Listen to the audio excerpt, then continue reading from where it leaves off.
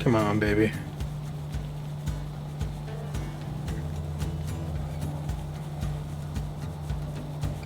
Maybe it's a big old perch.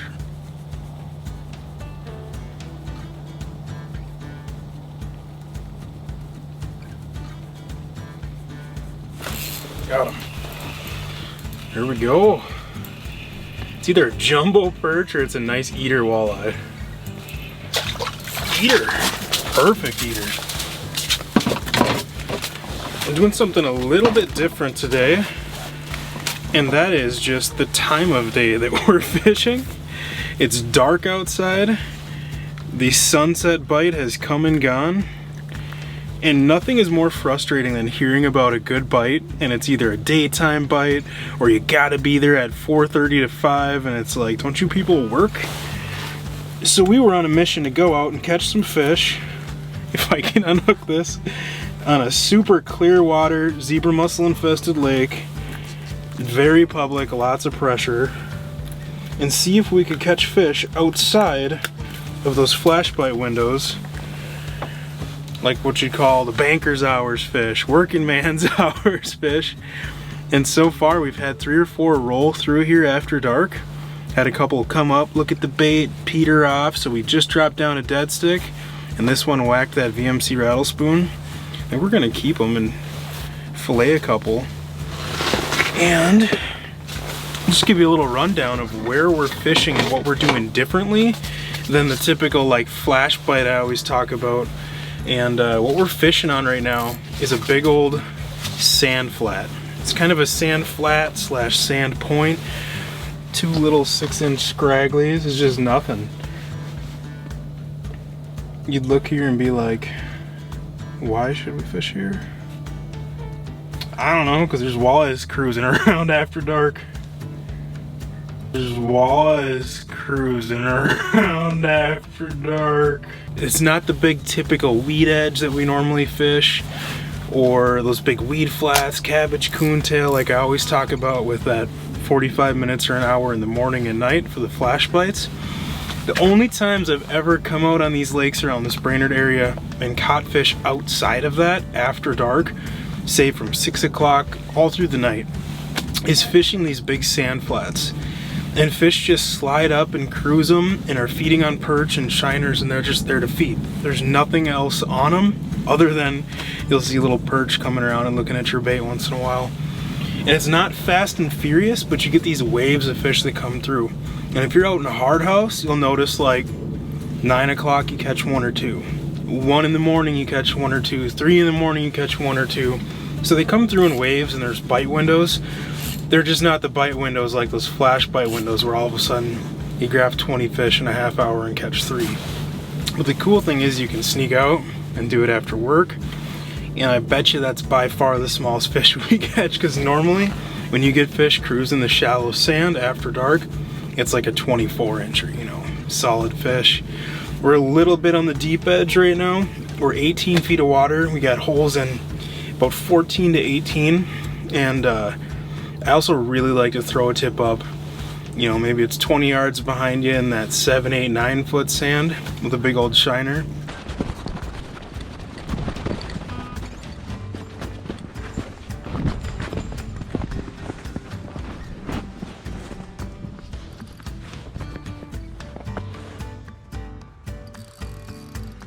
Got him.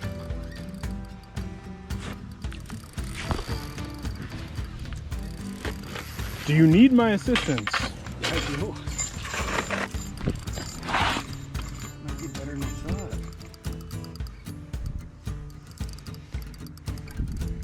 Here it is. Oh, if I could grab him.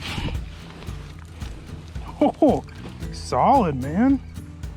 Nice. Bonus, baby.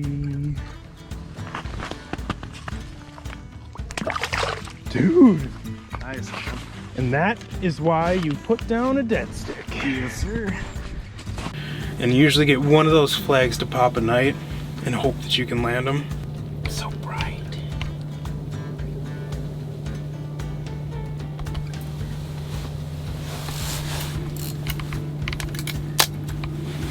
you wouldn't eat that.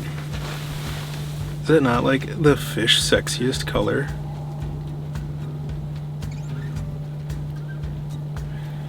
And put a little, that's actually a feathered treble from an X-Wrap in the fire tiger color.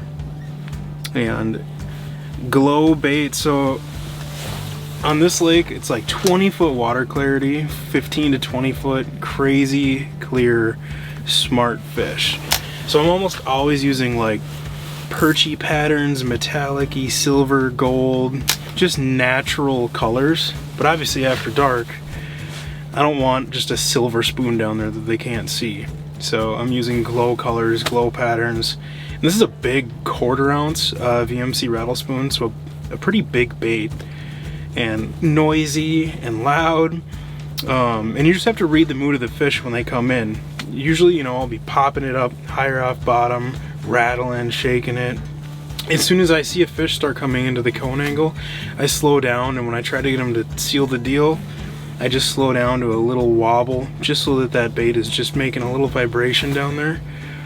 But the reason that I'm okay with having this big gaudy 1/4 ounce glow spoon on is I have a dead stick right off to my side, and you have to. You're literally gonna double how many fish you catch, maybe more, because a lot of the times you'll catch 2 or 3 of them on that and maybe 1 or 2 jigging.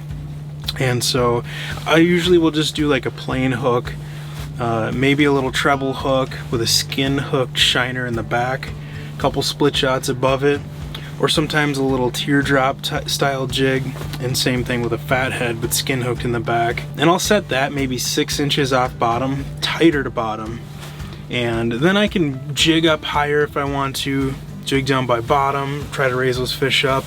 But typically the ones that don't bite are tight to bottom, so that's why I want that thing, you know, just within 6 inches of bottom. And a lot of the times, I mean, people preach it all the time, but you'll get them to come in and look at your jigging bait, and then they'll slide off and hit that dead stick, and it can be a day saver. And sometimes it is the whole day. But that first fish came on the rattle spoon, so that's always nice. I got 6-pound fluorocarbon. 6 pound doesn't sound very heavy, but I think you could catch a 20-pound walleye on it with your drag set right. And just because it's fussy, smart, pressured fish, I'm running thin line, and of course it doesn't make as big of a difference after dark, but I'm not gonna switch setups and put 8-pound on this for after dark. I'm actually using a 38-inch rod inside the house right now because we were hole hopping earlier during the sunset bite and came inside. And you don't need a 38-inch rod in a house, because if you're fishing in a smaller house, like this is a lodge, so there's tons of room, you might be hitting the ceiling and stuff, but in here you can get away with it. And anytime I can get away with a longer rod, this is a tuned up Custom Rods Power Precision 38-inch. I'm gonna use that longer rod. Just better hook sets, better control. I can lean back and not break my back and still jig. And just, you have so much more control over everything. There's no reason not to use a longer rod unless you're limited on space. A little Baitfeeder reel on here. And the cool thing with the Baitfeeder, like I've mentioned before, is you don't have to have a dead stick to have a dead stick setup. So with the Baitfeeder reel, you flip that to engage it. You can see you just barely pull on that, and that fish isn't gonna pull that rod down into the hole or feel the resistance. And when you start reeling, it automatically engages to your normal drag.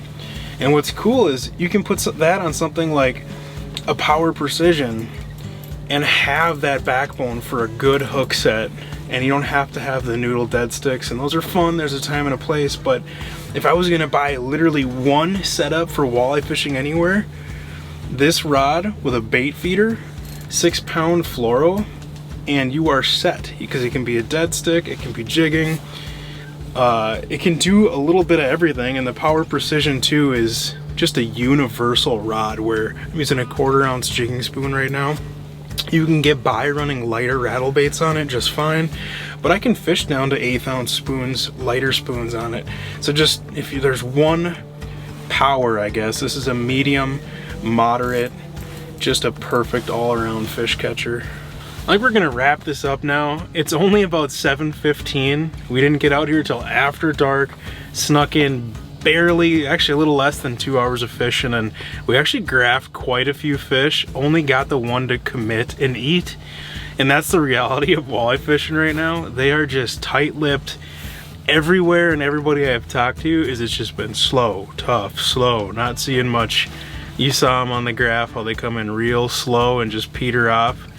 I don't know, hopefully they'll change their moods here soon, but honestly, mission accomplished. Sneaking out after work, not even leaving till 5 o'clock, getting to the lake after dark and catching a walleye, seeing some fish. Man, that's my goal every time, right? Just to see a couple and have a shot. And we're 7:15, we're gonna pack up here and still make it home in time to be in the door, boots off, before the kids go to bed.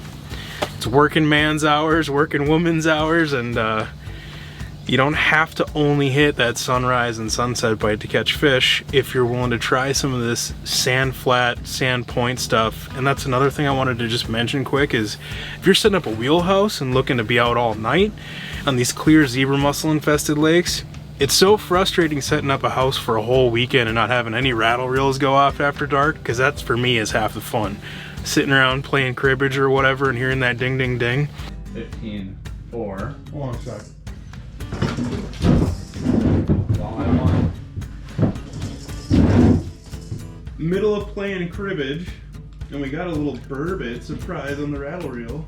And on this lake in particular, the only fish I've ever caught after dark have been on these sand flats and sand points in, say, like 10-12 feet on top, or usually I'm in that like 16 to 19 on the edge before it tapers off into deep water. So set up the wheelhouse there, and if we were gonna stay out here, I would bet we'd have more waves of fish come through. Usually like 9-10 o'clock you get a couple, 1 o'clock you get a couple, and then you get that 3 a.m. alarm clock and you don't know what's going on or where you're at until you realize, oh yeah, I'm fishing, and go pull them in. So let's go bundle up, load up the gear, and head in. It's actually pretty nasty outside, which is one reason we opted for the shack. So time to pack it up. I'm just gonna go pull start it and throw my helmet on and probably just say yeehaw, or I'll do the farva. Do you need my assistance? Do you need me out there? You're already filming.